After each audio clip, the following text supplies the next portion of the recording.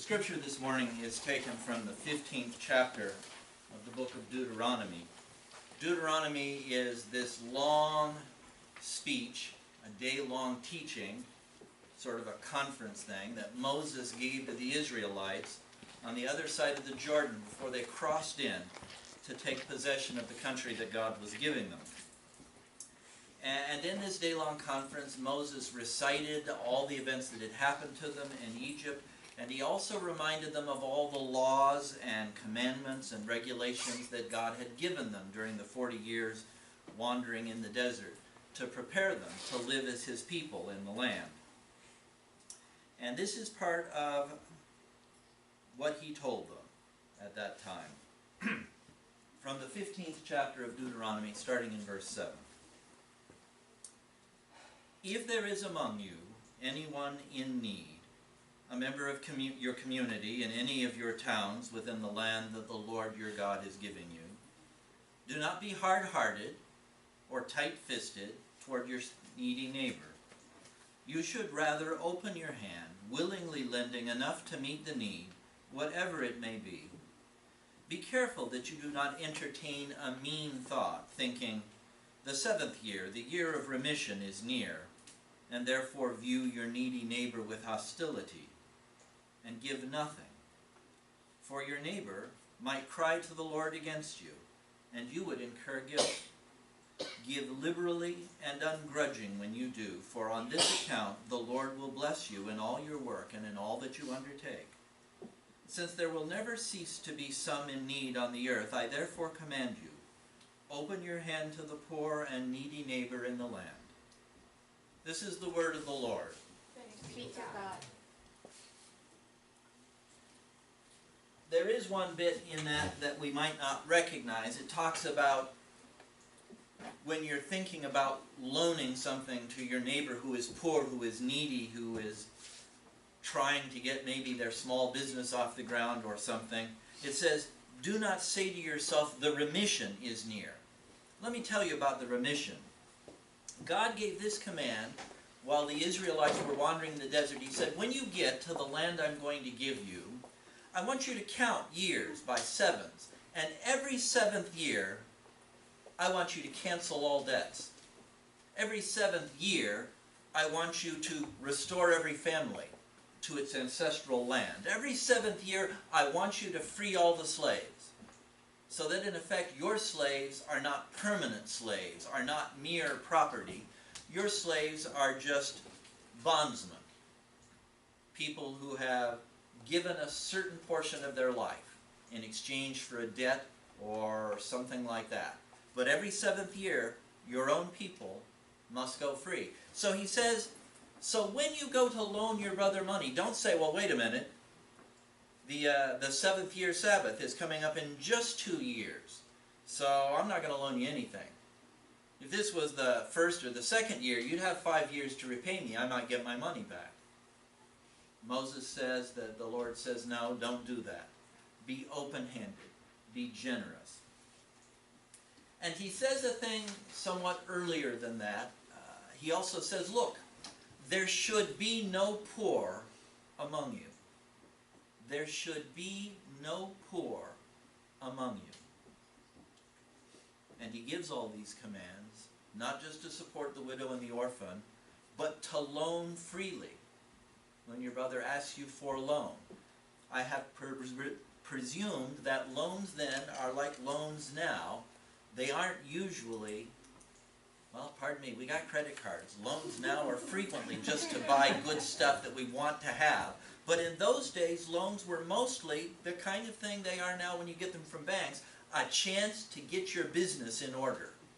A chance to start up your private practice if you're a doctor. A chance to open a candy shop on the street if you're just someone trying to make a living. A chance to get your career started so that you can make a decent living for yourself. Because remember, the Lord has already told them, there should be no poor among you. He says that just a couple of chapters before he says, but look, there will never cease to be poor people among you. So always I command you to be generous and open-handed with them. we usually take all these commands out of the Old Testament as just instructions about how we should give things away. We should give to the poor. We should give generously to the poor. We try to do that. We're going down to work on this hurricane recovery down in Texas. In essence, when a hurricane comes, it turns a lot of people who are middle class into poor people for a while, until they can get their houses reestablished or their jobs restarted. They've entered the realm of the poor. We also try to give money and support other things. We supported a mission in Uganda. We supported a mission in Haiti. These are missions that primarily help serve people who are poor. I support a mission in Haiti different than the one that Mike Wu went to, but that our sister church in Kingston supports. And it's a medical mission. One of the daughters of that congregation became a medical doctor, and she's now a medical doctor down in Haiti. And the churches here in New Brunswick help support her small clinic. A clinic in Haiti only costs about $80,000 a year to run. A clinic here in the United States that supported a doctor and a nurse and a physician's assistant was cost $250,000 at least to run every year. Don't you think, Joan? Would that be about right? So the money goes further in Haiti, and we help people who are poor. Frequently, poverty expresses itself as lack of medical care or lack of education. The church in New Brunswick, where we used to have space for our worship, they supported the building of a school in Chia, in Ghana. Frequently, poverty expresses itself as a lack of schools. I want us to think about these things because I want us to take poverty and giving to the poor a little more seriously now. I mean, we've had Easter, we've celebrated the resurrection, we've thought about what the resurrection should mean in our lives and in the power to change our lives, but I want to also be practical in that the people whom God has called, and that's what the word church originally means. It originally means the called ones, those who have been called out. The people whom God has called, He has also given assignments to, given us work, given us tasks, given us things to do that we can only do because our lives have been changed and our lives have been transformed by the power of the resurrection, by Jesus Christ. Now, I've told stories about ways of giving money away to the poor that are sort of simple and immediate. Like when approached by someone in the street, you know, hey, can you give me $1 or some quarters or a couple of dollars so I can get a bite to eat? I say, no, but there's a sandwich shop right here. Let's go in. I'll buy you a meal, which costs me $6 to $10, but actually gives them a meal. Or sometimes, when approached by someone on the street, I'll stop and talk to them. And sometimes when I talk to them, something clicks in my head, and I give them a $20 bill. I don't do that very often. If I gave away $1 bills to everyone who asked me for them, I'd give away more money than the $20 bill that I give away occasionally. But a $20 bill makes a difference. And I always say, look, be smart.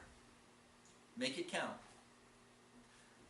But that's the easy stuff, folks. That's the easy stuff.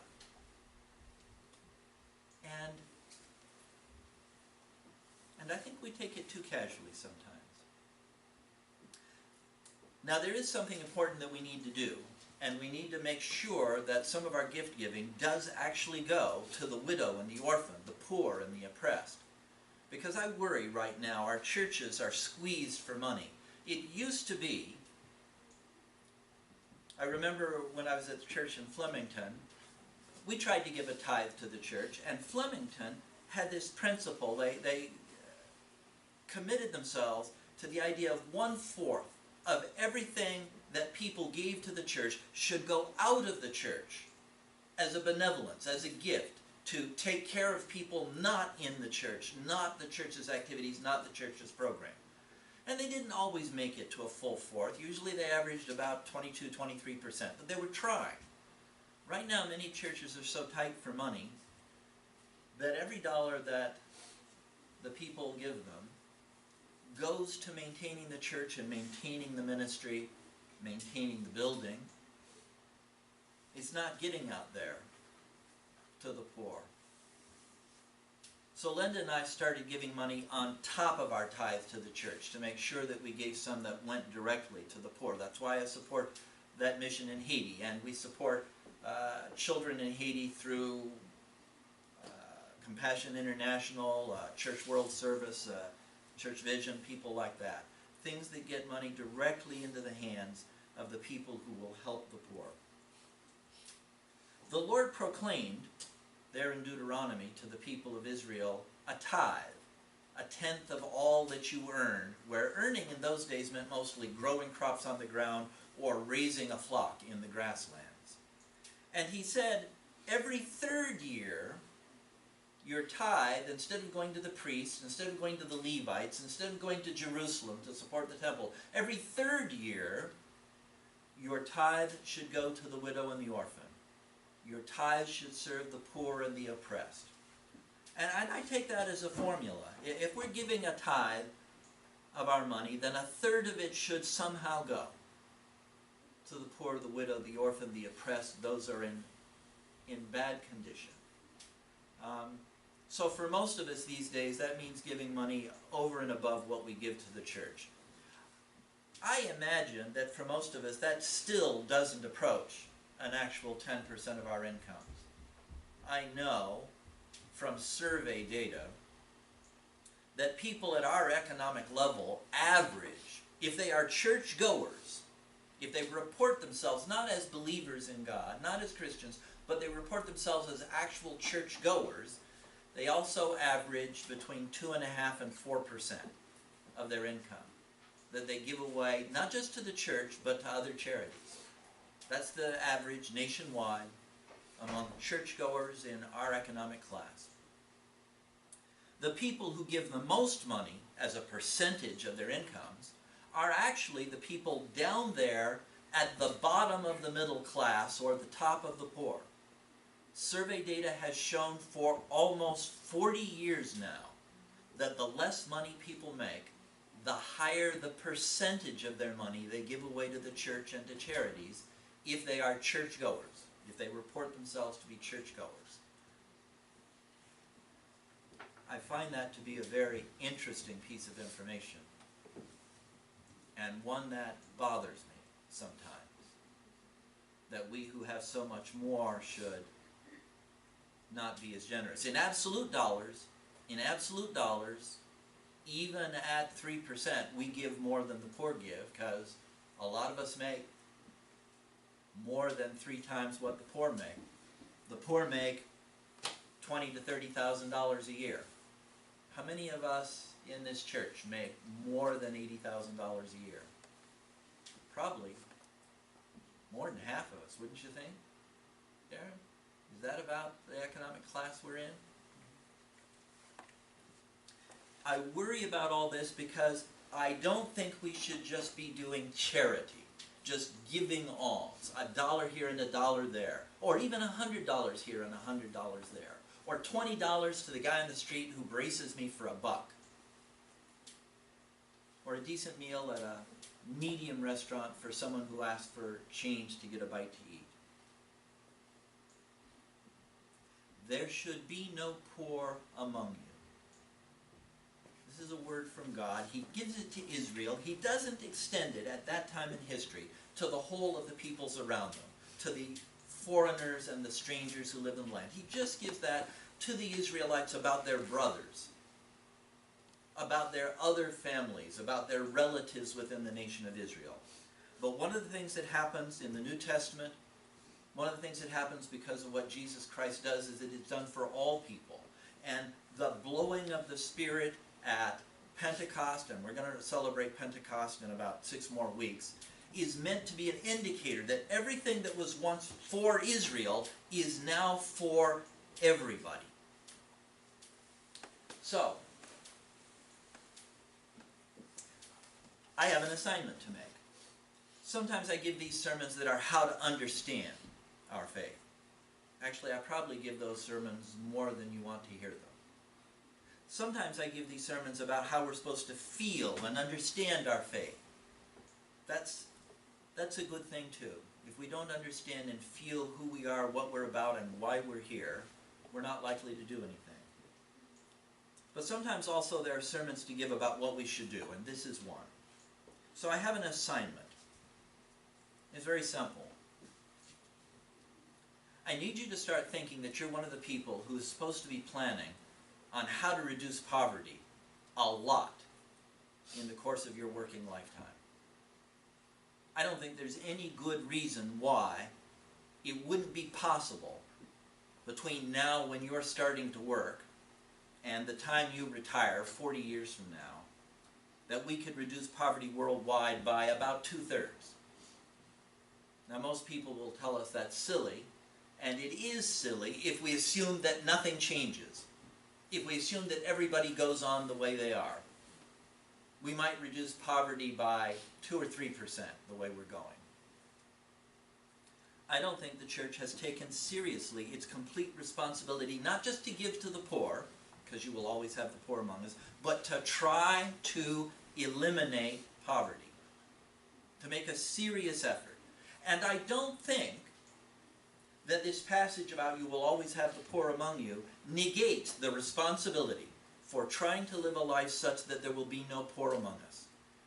If we reduced poverty as much as we possibly could in our lifetimes, we'd still only reduce it by about 2/3. So the poor would still be among us. And if the next generation after us works just as hard, they'll only reduce it by about another 1/6, because every last bit gets harder and harder. But is it worth abandoning the 2/3 that we could help in our lifetimes to only a minimal help, because that won't fix everything for everyone? Of course not. And God knows that too. So when God says here, and when Jesus says later in the Gospels, the poor you will always have with you, that's not meant to be an excuse for not trying to eliminate poverty. There are a lot of advantages to trying to eliminate poverty. For one, it's a way of avoiding the default apocalypse. You know how in the scripture it talks about how there'll be an end of the world someday. And it sounds a lot like a big war in the book of Revelation, or in the Gospels where Jesus tells about it. But there's a default apocalypse coming. If we keep increasing the population of the earth at the rate we're going, probably we can't make it more than under 200 years. Because in 200 years the population would be about 60 billion.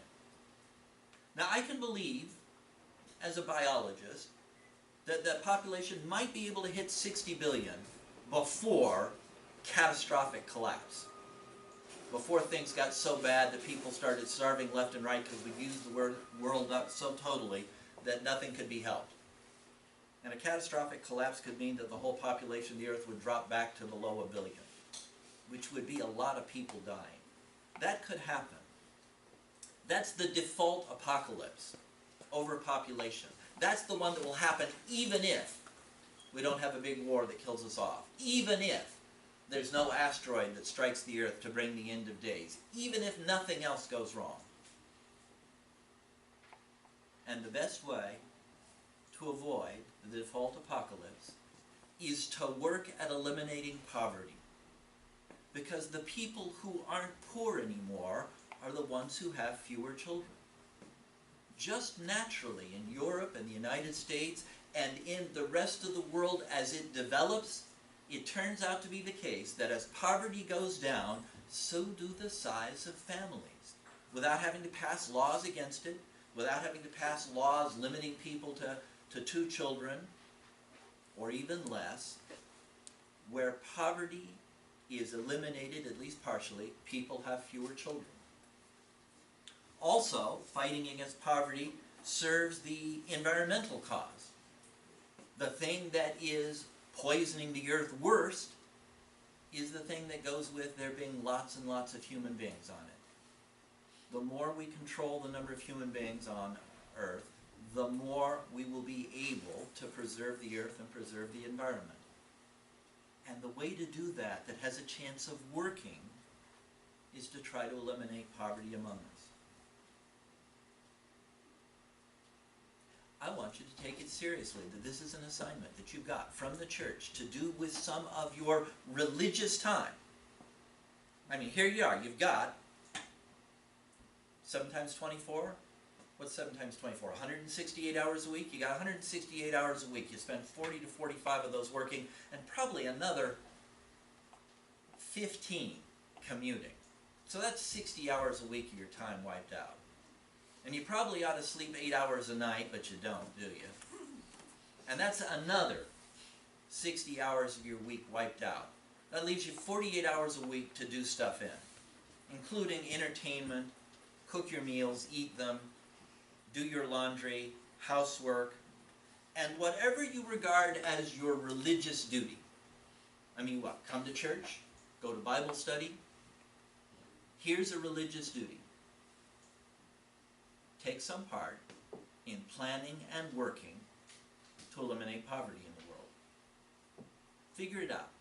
Even if all you do is 6 times a year for the next 2 years, gather with friends and let the conversation be about, hey, what are we going to do? What can we do? Is there anything we can do from our limited position here? None of us are elected offices of the country.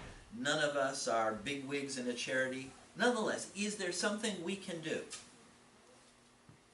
Talk about it. Because if you keep talking, sooner or later you're going to figure out some things that you could do, and do now and do here. Some of it is just giving away more money than you give away now. But money that's just given away doesn't necessarily help. I can show you lots of charitable attempts to give money to the poor that haven't worked because no one has paid careful enough attention, or because they haven't made sure to have someone on the ground with the money working with the poor, or because they haven't taken seriously what it's really like in some other country, in the villages of India, or the villages in the backwoods of Indonesia, or wherever you may have it. You may have to study the charities that you give money to. You may have to talk with them. You may have to communicate with them. You may have to decide from time to time to change what charities you give money to. But you also might have to become involved in politics here in the United States. Because poverty is on the rise here, because we're developing greater inequality in incomes here in the United States. And the middle class is shrinking, and not at the expense of the upper class, but at the expense of the poor. More of us are falling down below the lower border of the middle class into the class of the working poor. It may be that there's political stuff we could do now that will help change the problem of poverty in the United States. And that will count as part of what you're doing to fulfill your obligation to God, even though it's not church at all and won't be. Probably, most of the time, as a rule of thumb, the 2 best things you can do to fight poverty are to find ways to provide medical care and basic education. Because generally speaking, if people get those 2 things, then they themselves will also work like dogs to escape poverty. They'll work harder than you ever did to escape poverty. But without those 2 things, without health and basic education, a lot of their work will go for no good. It'll just barely keep them even. These are the things we might be able to do that might be able to give them a chance to actually succeed at not being poor.